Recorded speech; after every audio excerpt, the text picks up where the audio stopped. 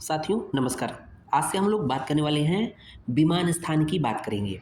तो विमान स्थान को अगर देखा जाए सामान्य भाषा में तो विमान अर्थात विशिष्ट मान।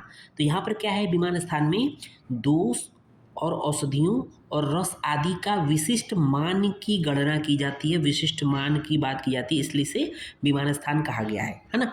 तो यहाँ देखेंगे विमान स्थान जो है इसका पहला जो चैप्टर है वो पहला चैप्टर क्या है, रस विमान अध्याय की बात करेंगे, है ना।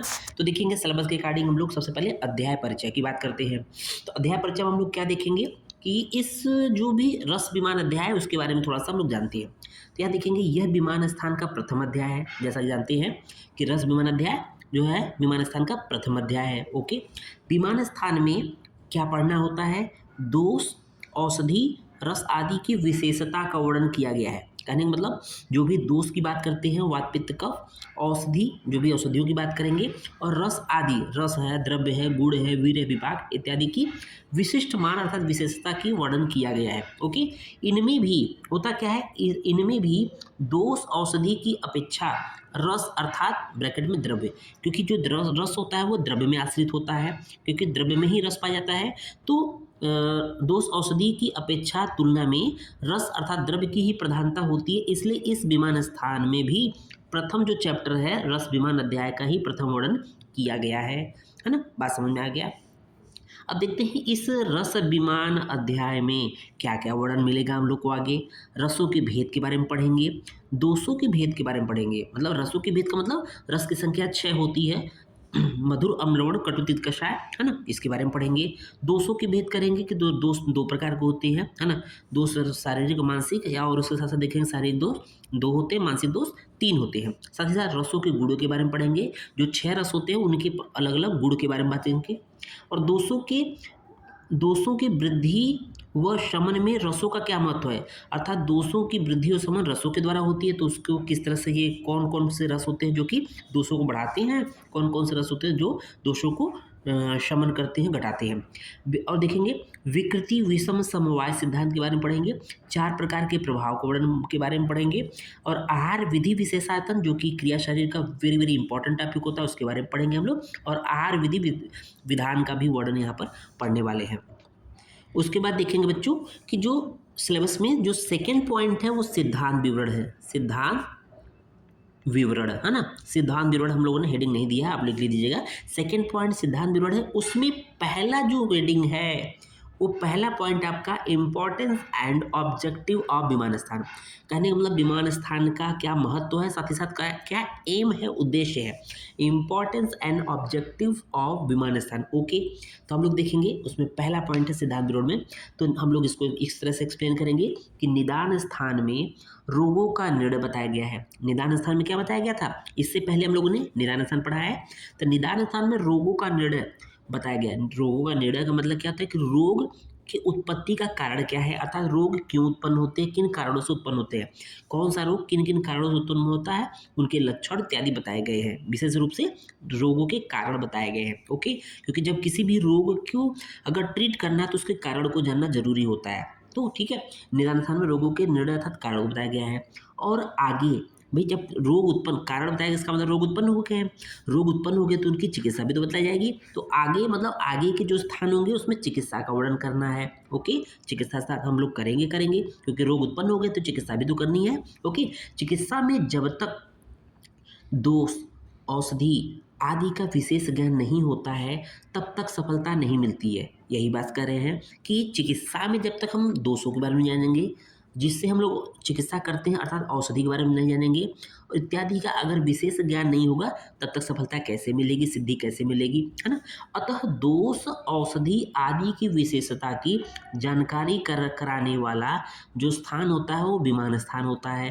तो विमान स्थान में हम लोगों ने देखा कि दोष आदि की विशिष्ट ज्ञान का हम लोग को ज्ञान होता है। ओके, विमान स्थान में दोष औषधि की अपेक्षा, हम लोगों ने पहले ही बात किया है कि विमान स्थान में दोष औषधि की अपेक्षा रस द्रव्य की प्रधानता होती है, इसलिए तो विमान स्थान में भी रस विमान अध्याय का सर्वप्रथम उपदेश किया गया है। ये तो बात हो गई कि इम्पोर्टेंस ऑब्जेक्टिव ऑफ विमान स्थान, अर्थात इसके साथ साथ देखेंगे विमान स्थान की निरुक्ति। विमान स्थान कहते किसे हैं? विशेषेण मीयते ज्ञायते दोष भेषज आद्य अनेनेति विमानम एव भूतम विमानम अभिधेयता यत्र तिष्ठति तत् विमान स्थानम। कहने का मतलब कि विमान स्थान में विशेष रूप से क्या ज्ञात करते हैं? दोष भेषज अर्थात औषध इत्यादि के विशिष्ट मान की गणना करते हैं। एव भूतम विमान अभिधेयता यत्र तिष्ठति, और यहाँ जिस स्थान पर ये वर्णन होता है दोष औषधियों इत्यादि का विशिष्ट ज्ञान का वर्णन होता है, उसी को हम विमान स्थान कहते हैं। उसके बाद देखेंगे कि सिद्धांत विवरण में जो सेकंड पॉइंट हम लोग के पास है, प्रकृति समसमवेत सिद्धांत और विकृति विषम समवेत सिद्धांत। ठीक है ना, इसमें मेन रूप से क्या देना है, ध्यान देना है, प्रकृति समसमवेत और विकृति विषम, वी से विकृति वी से विषम, प्रकृति सम विकृति विषम समवेत सिद्धांत। ओके, तो एक एक करके पढ़ेंगे। यहाँ सबसे पहले पढ़ेंगे प्रकृति सम समवेत, प्रकृति सम समवेत, ध्यान दीजिएगा। अब देखेंगे ये जो टर्म है गिवन बाय चक्रपाणी और मधुघोष टीका, एक्चुअली में देखा जाए प्रकृति सम समवेत सिद्धांत कहाँ वर्णित है? चक्रपाणी और मधुघोष टीका में अच्छे से वर्णन है, क्योंकि चक्रपाणी किसके टीकाकार हैं? चरक के टीकाकार हैं। इसी प्रकृति समसमवेत सिद्धांत का दूसरा नाम क्या है? सामान्य प्रत्यारब्ध। क्या नाम है? सामान्य प्रत्यारब्ध। ये अष्टांग हृदय में पढ़ेंगे हम लोग, और साथ ही साथ इसको हम लोग चिंत वीर्य कहते हैं।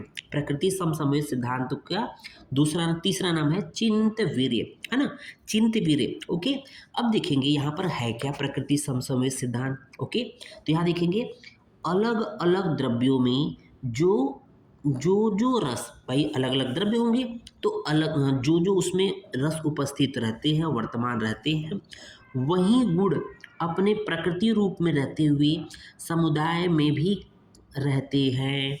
कहने का मतलब कि जो अलग अलग द्रव्य होते हैं उसमें अलग अलग, एक देखा जाए अलग मतलब जो रस उपस्थित रहते हैं वो रस के अनुरूप जो उनमें गुण होते हैं अपने प्रकृति रूप में रहते हुए समुदाय मतलब एक साथ काम करते हैं, एक साथ रहते हैं। जैसे दूध, जल और चीनी, देखेंगे अलग अलग द्रव्य क्या हो गया? दूध, जल और चीनी अलग अलग द्रव्य हो गया। अब क्या है कि इनके संयोग से जब क्या बनता है, तीनों को मिलाएंगे तो क्या बनेगा? शरबत बनेगा। ओके, शरबत बनने से शरबत का जब प्रयोग होगा तो क्या होगा कि अपने अपने स्वाभाविक मधुर गुण रसों से, तो देखेंगे दूध भी मधुर रस होता है, जल भी मधुर रस मोटा मोटा देखा जाए, चीनी भी मधुर रस से युक्त होता है, मधुर गुणों से युक्त होता है। ठीक है, तो क्या होगा कि इन तीनों में मधुर रस है। ओके, इनके द्वारा जब प्रयोग के द्वारा स्वाभाविक मधुर रसों के प्रयोग द्वारा शरीर में भी मधुर रस के गुणों को उत्पन्न करते हैं। स्वाभाविक बात है, जो मधुर रस तीनों का है तो वे मधुर गुणों को भी उत्पन्न करेंगे, और एक मधुर रस दूसरे मधुर रस को नष्ट नहीं करता। कहने का मतलब प्रकृति समसमवेत सिद्धांत में जो उनके अलग अलग रस होंगे वो एक ही गुण को उत्पन्न कर, सभी लोग एक ही गुण को उत्पन्न करेंगे, एक ही गुण को बढ़ावा देंगे, कोई भी एक दूसरे को काटेगा नहीं, एक दूसरे के निगेटिव अपोजिट नहीं होगा। बात समझ में आ गई होगी। लेकिन विकृति विषम समवेत सिद्धांत में यहाँ पर एक दूसरे की काट रखते हैं। देखेंगे इसी को, ये विकृति विषम समवेत सिद्धांत भी किसके द्वारा दिया गया है? चक्रपाणी के द्वारा दिया गया है। इसका दूसरा नाम या इसको दूसरे रूप में कह सकते हैं कि विचित्र प्रत्यारब्ध। अष्टांग हृदय सूत्र स्थान 9वें चैप्टर में आप लोगों ने पढ़ा होगा। विचित्र प्रत्याब्द नहीं सब पढ़ा है तो अष्टांग हृदय वाले में जाइए, वहाँ मिल जाएगा। इसी को तीसरा नाम अचिंत्य वीर्य है, जबकि इससे पहले हम लोगों ने चिंत्य वीर्य की बात किया था जो कि प्रकृति समसमवेत सिद्धांत है। इसको देखेंगे विकृति विषम समवेत सिद्धांत को कैसे एक्सप्लेन करते हैं कि विकृति में विषम रूप से सम्मिलित होने को कहा जाता है।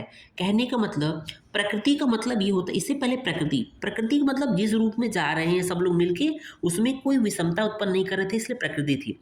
लेकिन इस केस में विकृति में क्या है, 3-4 लोग मिलेंगे, 3-4 द्रव्य मिलेंगे, उसमें जो भी रस होंगे वो एक दूसरे के अपोजिट होंगे, इसलिए विकृति की बात कर रहा है। विकृति में विषम रूप से सम्मिलित होने को कहा जाता है। इनमें जब 2 या 2 से अधिक द्रव्यों का एक में संयोग होता है, 2 या 2 से अधिक द्रव्यों का आपस में जब मिलते हैं, संयोग होता है, तब वे विकृत होने में कारणभूत होकर अपने-अपने स्वाभाविक गुणों का परित्याग कर देते हैं।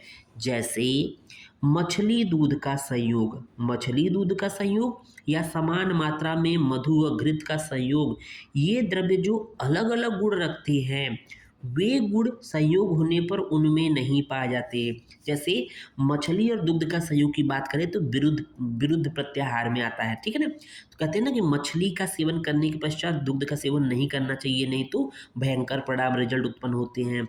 या समान मात्रा में अगर मधु और घृत का प्रयोग समानांतर नहीं सेवन करना चाहिए। हम लोग समानांतर क्या बोला गया है कि मधुर और घृत असामान्य मात्रा में अलग अलग मात्रा में सेवन कराना बोला गया है, बट समान मात्रा में नहीं। अगर समान मात्रा में रहेगा तो विष के समान हो जाएगा।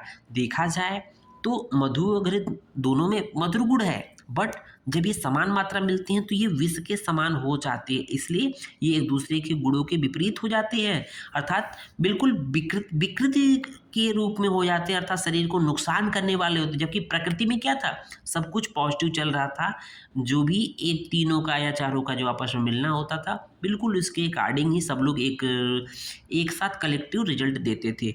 तो इस तरह से ये पार्ट कंप्लीट होता है। उम्मीद है हम लोग का विमान स्थान का चैप्टर समझ में आ गया। धन्यवाद। जय हिंद, जय भारत बच्चों।